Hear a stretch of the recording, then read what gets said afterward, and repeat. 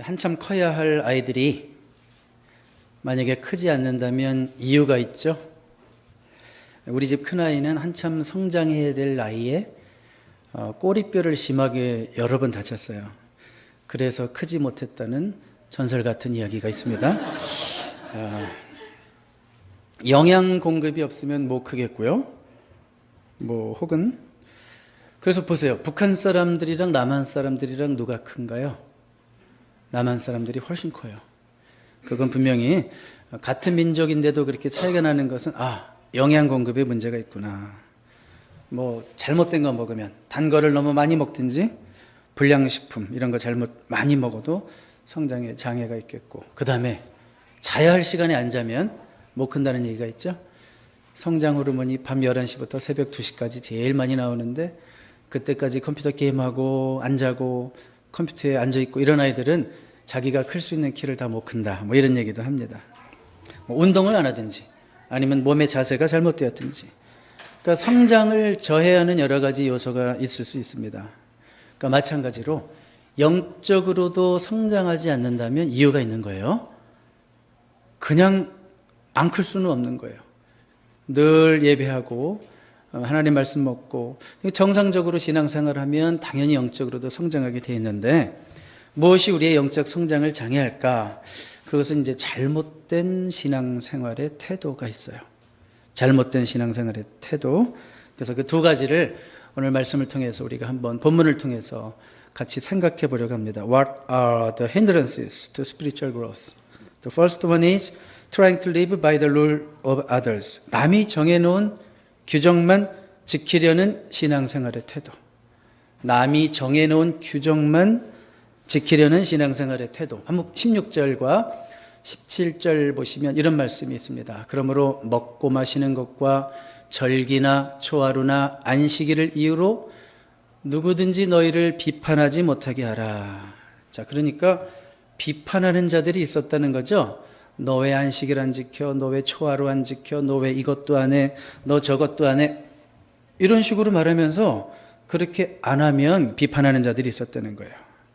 그러니까 이런 말을 들으면 이 남이 자꾸 막 부과하고 정해놓는 그런 규정들, 어떻게 보면 이제 구약 율법에 있는 내용이기도 하지만 이런 남이 정해놓은 규정들대로 뭐라고 하니까, 따라가야 하니까 막 그거를 지키려고 하는 게 신앙생활인 줄 아는 거예요.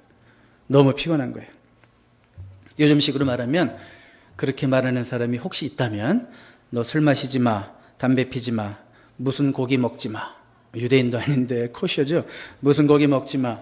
안식일엔 아파도 약사 먹으면 안 돼. 그리스도인들은 머리 스타일이 그러면 안 돼. 이런 거. 그리스도인들이 그런 옷 입으면 안 돼. 일주일에 한 번씩은 금식해야 돼. 너 성경을 그거만큼 읽어서 되겠어?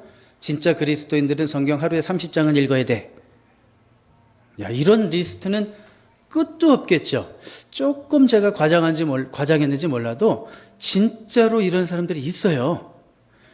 누구만 보면 그냥 혼자 은혜를 너무 많이 받아가지고 눈을 도끼는 뜨고 째려보면서 너 신앙생활 그딴 식으로 해? 이런 사람이 있다니까요. 자, 실제로 이런 것들을 남들에게 요구하는 자들은 어떻게 사시는지 아십니까? 실제로 그렇게 살아요. 실제로 그렇게 살아요. 자기들은 자기들이 요구하는 대로 스스로에게 요구하고 남들에게 요구하고 그렇게 살기 때문에 거짓된 안전의식, a false sense of security죠. 거짓된 안전의식을 가지고 삽니다. 나는 이렇게 사니까 나는 문제없어. 근데 여러분, 그런 사람들은 자칫 잘못하면 예수님이 필요 없는 삶을 살 수가 있어요. 예수님의 은혜가 필요 없는 사람, 예수님의 십자가가 필요 없는 사람. 왜요? 자기가 결심한 대로 다 하기 때문에. 내가 결심한 대로 다 해요. 그러니까 예수님의 은혜가 필요가 없어요. 이런 사람들이 어쩌다가 실수해서 자신들이 스스로 부과해 놓은 기준에 미치는 삶을 살지 못하고 자기가 정해놓은 그 규정들을 어기게 되잖아요. 그런 분들은 거의 반드시 숨깁니다. 왜요? 용납할 수가 없는 거예요. 사실은 어떤 상처가 많아서 그런 완벽주의적인 삶이 됐는지도 몰라요. 남들이 나의 그런 작은 어떤 허물 하나 보는 것조차 용납이 안 돼요. 그래서 자기가 그렇게 못 살게 될 때는 반드시 숨겨요.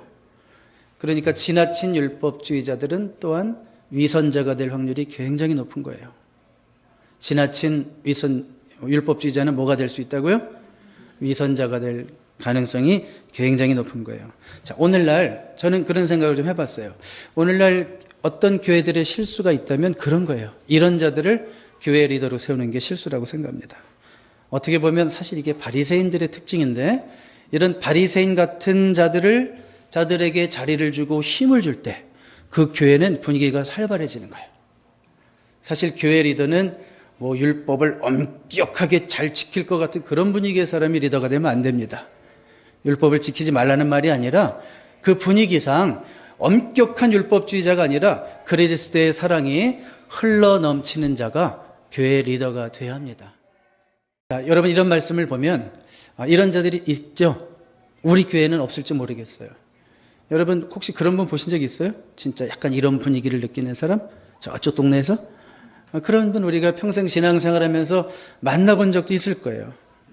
자, 바울은 그렇게 남들이 요구하고 부과하는 그런 율법들, 뭐 이것도 해라 저것도 해라, 이렇게 하면 안 된다 저렇게 하면 안 된다, 이런 거 따라가는 게 신앙생활이 아니라는 거죠. 그런 거 따라가서 나도 어떻게 해보려고 하는 게 신앙생활이 아니라는 거죠. 그것이 오히려 우리의 영적 성장을 방해할 수 있다, 그런 말씀을 하는 거죠. 자, 바울은요, 우리가 그러면 율법을 지키지 말라는 말인가? 무율법주의자가 되라는 말인가? 이런 뜻은 아닙니다. 여러분, 우리 자신에 대해서는 엄격해야 됩니다. 하나님 말씀 앞에서 우리 자신에 대해서는 엄격해야 됩니다. 말씀의 1.1핵이라도 내가 그 말씀에서 벗어나지 않으려고 하는, 관역을 벗어나는 게 죄죠. 그러니까 하나님 말씀이라는 관역에서 벗어나는 게 죄죠. 그러니까 말씀에서 벗어나지 않으려고 하는 엄격함이 나 자신에게 있어야 되지만, 남을 대할 때는 관대한 것이 복음적인 삶이에요. 그러니까 나에게는 엄격하고 남에게는 관대한 것이 복음적인 삶이에요. 반대로 살면 제일 나쁜 거죠. 자기에 대해서는 뭐 이 정도면 이 정도면 됐지 그러면서 남들에게는 엄격한 사람, 제일 나쁜 케이스겠죠. 그리고 또 바울이 강조하는 것은 뭐냐면, 이런 외형적인 것에 집착하게 되면 본질을 놓칠 수 있다, 그 얘기를 하는 거예요. 외형적인 것을 집착하면 본질을 놓칠 수 있다. 17절에 보니까 이런 것들은 뭘 지켜라, 유월절을 지켜라, 장막절을 지켜라, 초하루를 지켜라, 이런 것들은 안식일을 지켜라, 이런 것들은 장래일의 뭐라고 그랬어요? 그림자라고 그랬어요.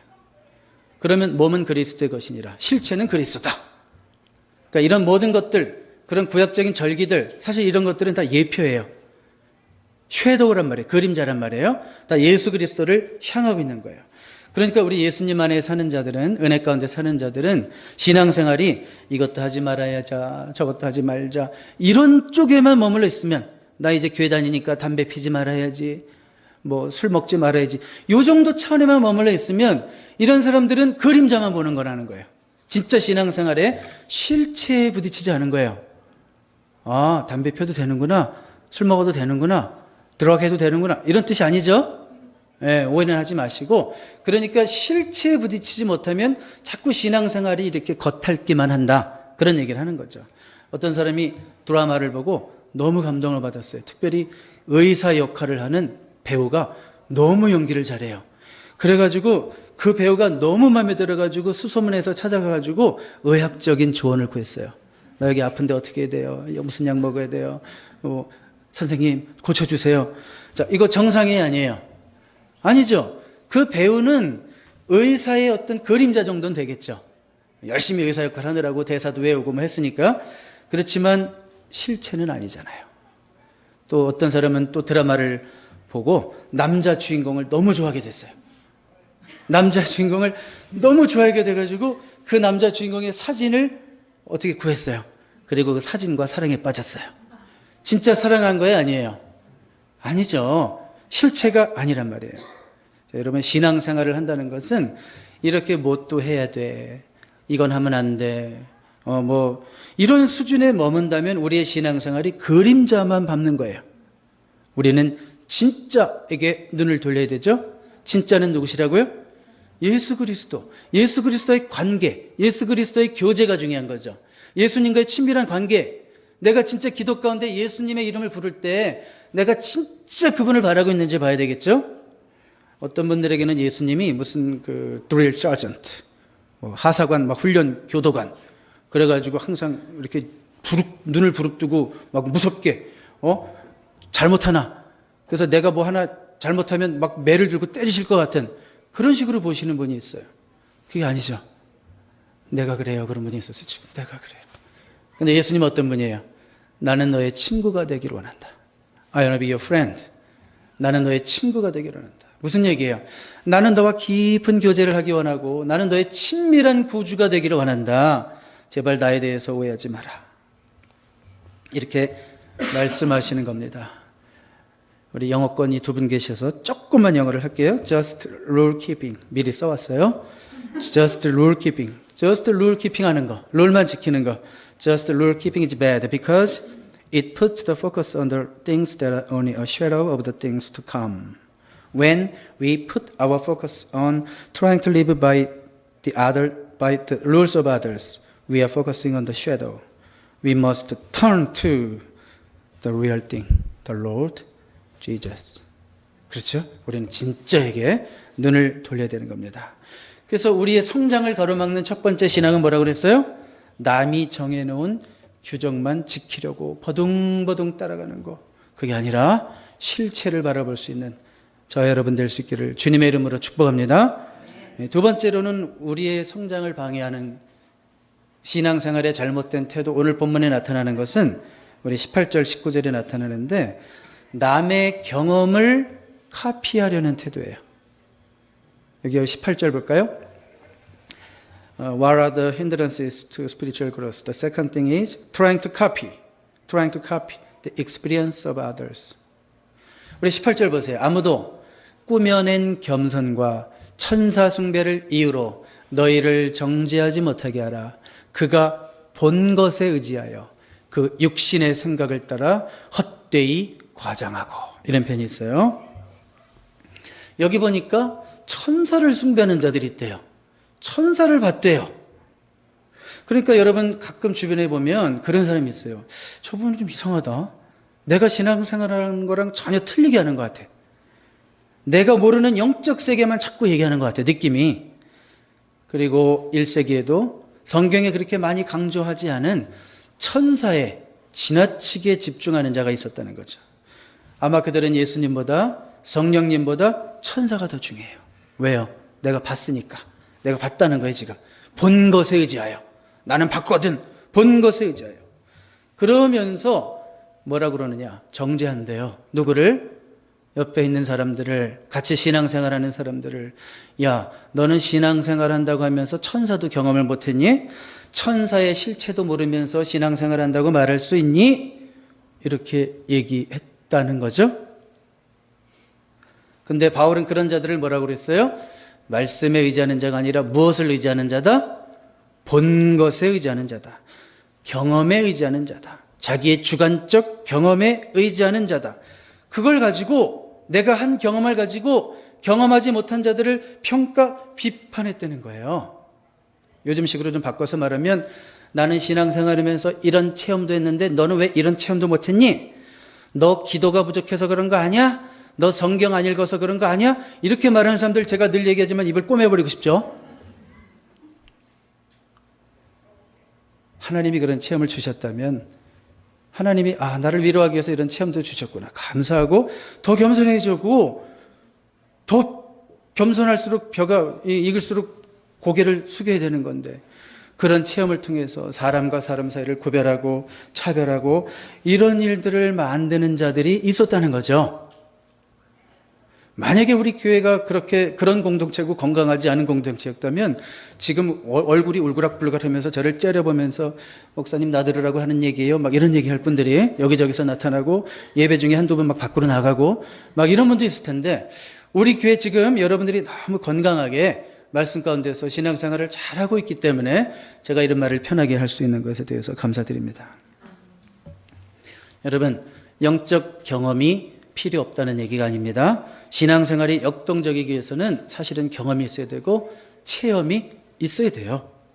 체험 없는 신앙생활은 냉랭해요. 머리에서만 맴도는 신앙, 성령이 역사하지 않는 신앙, 가슴까지 오지 않는 신앙은 사실 냉랭해요.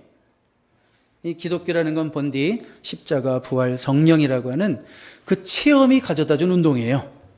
기독교를 우리가 무브먼트라는 단어를 붙인다면 십자가, 부활, 성령은 그 다 체험이에요. 그 뜨거운 살아있는 체험이 우리를 움직이게 한 게 기독교라고요. 근데 여러분들에게 제가 말씀드리고 싶은 것은 체험은 언제나 말씀과 연결이 돼야 돼요. 성령이 주시는 진짜 감화여야 합니다. 여러분 가슴이 뜨겁다는 거 콘서트, 그 퍼포먼스 얘기하시는데 우리 기도하시는 집사님께서 놀라운 퍼포먼스 하나만 딱 보고 나도 가슴이 뜨거워져. 우와, 나 너무 무빙, 너무 가슴이 뜨거워요. 보헤미안 랩소디 같은 영화 한 편만 봐도 눈물이 막 나와. 우와, 퀸, 와, 막 눈물이 막 나와요. 무슨 얘기예요? 말씀 없이도, 말씀의 토대 없이도 얼마든지 감동할 수 있어요. 말씀 없이도 감정적 체험은 가능하다는 거예요. 그러니까 우리가 하는 체험들이 진짜 말씀과 연결된 체험인가? 성령이 우리에게 주시는 감화인가? 그것을 우리는 늘 점검해야 할 줄로 믿습니다. 여기 보니까 그가 본 것에 의지하여 그 육신의 생각을 따라 헛되이 과장하고 이런 편이 있어요. 자신의 체험을 특별하게 생각하는 사람들은 종종 과장을 해요. 왜 그럴까요? 남들에게 인상적으로 보이려고. 그래서 얘기를 그냥 그대로 안 하고 꼭 드라마틱하게 바꿔서 해요. 간증하는 자들의 위험이라며 그게. 어느 분이 그랬잖아요. 간증하다 보면 성도들 눈초리가 막 와 자기를 집중해서 보니까 자기도 모르게 없던 말이 막 튀어나온대요. 막 얘기를 막 이렇게 윤색한다 이거죠. 왜 그럴까요? 자신이 특별히 더 영적인 삶으로 보이고 싶은 유혹이죠. 사실은 설교자의 유혹이기도 하죠. 설교자가 진실만을 전해야 되는데 가끔 예화를 동원할 때 분명히 10명이었는데 얘기하다 보니까 100명이라고 얘기하고 막 이런 거. 그게 막 강조하기 위해서 표현을 잘하고 싶어서 하려다가 이제 오바가 되는 그런 위험성이 있다는 거죠. 1세기 이단 영지주의자들의 특징이에요. 바로 이런 영지주의자들의 후에는 오늘날도 존재할 수 있다라는 것. 근데 사실은 그런 태도가 정상적인 신앙의 성장을 가로막는 거예요. 이상한 쪽에만 자꾸 관심을 두게 되고. 이 주관적 체험에 집중하는 신앙이 가질 수 있는 위험 요소 첫 번째로 자신의 체험을 절대 확신하는 우상에 빠질 수 있어요. 자신의 체험을 절대 확신하는 우상에 빠질 수 있다. 항상 체험이라는 것은 서브젝티브한 거죠. 주관적인 거죠. 그래서 이것을 일반화시키면 안 되는 거죠. 18세기 미국 대각성 운동 시대, The Great Awakening이라고 그러는데 그 시대에 정말 가장 하나님께 쓰임받았던 두 인물이 있다면 조나단 에드워즈, 그 다음에 조지 휘필드 이런 두 인물이 있었어요. 두 분 모두 다 객관적인 하나님의 말씀과 동시에 우리의 감정적 체험도 중요하다. 이걸 강조하신 분들이에요. 특별히 그 휘필드는 부흥사처럼 사역하셨던 분인데 사역 초기에 자신의 주관적 체험을 절대시하는 어떤 좀 그런 오류를 범한 적이 있었습니다. 뭐라고 얘기했냐면 성경을 읽다가 생기는 느낌과 충동을 통해서도 하나님은 우리에게 말씀하실 수 있다. 맞습니다. 성경을 읽다가 하나님 우리에게 주시는 느낌과 충동으로도 하나님 우리에게 말씀하실 수 있다. 그런데 조지 웨필드 전도자가 그 사실을 너무 강하게 믿었어요. 성경을 읽는데 세례 요한의 출생 기사를 읽다가 지금 임신하고 있는 내 아내, 뱃속에 있는 나의 아들이, 아마 아들일 거야. 나의 아들이 세례 요한 이후로 이 세상을 변화시키는 가장 위대한 설교자가 될 거야 라는 어떤 느낌이 왔어요. 그래서 그걸 믿음이라고 생각하고 성도들에게도 선포하고 나의 아들이 앞으로 그런 위대한 세상을 변화시키는 설교자가 될 겁니다 라고 설교하고 간증하고 다녔는데 진짜 아들이 태어났어요. 4개월 만에 죽었어요. 그리고 조지 휘필드에게는 더 이상 아들이 없었어요. 그러니까 주관적 체험이라는 것이 틀릴 수도 있고 한계가 있을 수 있고 오류가 있을 수도 있다라고 하는 그 사실을 큰 대가를 지불하고 배웠다. 그런 얘기죠. 그러니까 주관적 체험이라는 것은 절대 확신하면 안 되고 항상 늘 말씀에 비추어서 점검해보고 또 사람들과 얘기해보면서 혹시 나에게 어떤 편견적인 요소는 없는지 늘 자기 자신의 체험들을 균형 잡아갈 수 있는 그런 지혜가 필요한 겁니다. 두 번째로 체험에만 집중하면 주관적 체험이 주는 위험성, 예수님으로부터 멀어질 수 있다라는 충격적인 얘기입니다. 19절에 보니까 그들은 머리를 붙들지 아니하는지라 그랬어요. 머리는 누구예요? 교회의 머리는 누구십니까? 예수 그리스도. 우리에게 모든 것을 공급하시는 분 예수 그리스도에게 멀어진대요. 오히려 체험에만 집중하니까 말씀을 안 보게 돼요. 체험에만 집중하다 보니까 자신의 주관의 편견에 사로잡혀서 계속해서 들려오는 성도들의 좋은 얘기들, 목사님들의 설교, 또 말씀이 읽어지는 내용들, 이런 것들이 자꾸 자기의 체험 속에서만 이렇게 갇혀버리는 거예요. 오히려 그래서 예수님으로부터 멀어질 수 있다. 예수님께 연결돼야지만이, 말씀에 연결되어야만이 온몸이 머리로 말미암아 마디와 힘줄로 공급함을 갖고 연합하여 하나님이 자라게 하심으로 자라느니라 말씀하셨는데, 머리랑 멀어져 있으니까, 떨어져 있으니까, 머리가 잘라져 있으니까 안 자란다는 거예요. 신앙생활을 몇십 년을 했는데 신앙이 항상 거기다. 뭐예요? 신앙 초기에 한번 했던 신앙 체험. 그거 하나 붙들고 이거 하나면 되는 줄 알고 끝까지 말씀 가운데 거하지 않는 거예요. 그러니까 자라지 않는 거예요. 세 번째로 주관적 체험에 집중하는 신앙이 가질 수 있는 위험은 자신의 체험을 아까도 잠깐 말씀드렸지만 남에게 강요할 위험이 있습니다. 여러분, 체험은 필요하지만 체험이 나와 남을 구별하는 체험이 될 때 그것은 교회에 독이 되고 해가 되고 고린도 교회의 실수가 되는 겁니다. 내가 못한 체험을 분명히 남이 할 수 있어요. 반대로 남이 못한 체험을 내가 할 수 있어요. 특별히 여러분, 체험을 더 강조하는 교단도 있습니다. 그렇죠? 어떤 교단에 가면 체험을 더 많이 강조해요. 그리고 개인적 성향도 있어요. 성향. 사람에 따라서 좀 더 체험적인 것을 추구하는 신앙인들이 있어요. 사모하는 자에게 하나님이 체험을 주실 수 있습니다. 그렇지만 내가 가진 체험을 일반화시켜서 남들에게 강요하면 안 되는 거예요. People have different experiences because they have different personalities. To say that everyone should have the same kind of experience with God is not biblical. 자, 여러분, 결론을 이제 슬슬 내리도록 하겠습니다. 하나님의 역사는 정말 다양하게 역사하십니다. 하나님이 나에게 주시는 은혜가 여러분에게 주신 은혜와 틀릴 수 있어요. 하나님이 박 목사에게 주신 은혜가 저쪽 교회 김 목사님에게 주신 은혜와 틀릴 수 있어요. 다를 수 있어요. 나의 체험을 남에게 지나치게 강요하지도 말고, 내가 못한 남의 체험을 카피하려는 신앙생활도 하지 마십시오. 그러면 서로가 절망하고 비참해질 뿐이에요. 하나님이 나에게 주시는 은혜에 집중하시고, 우리가 모두가 다 같이 할 수 있는 거 있어요.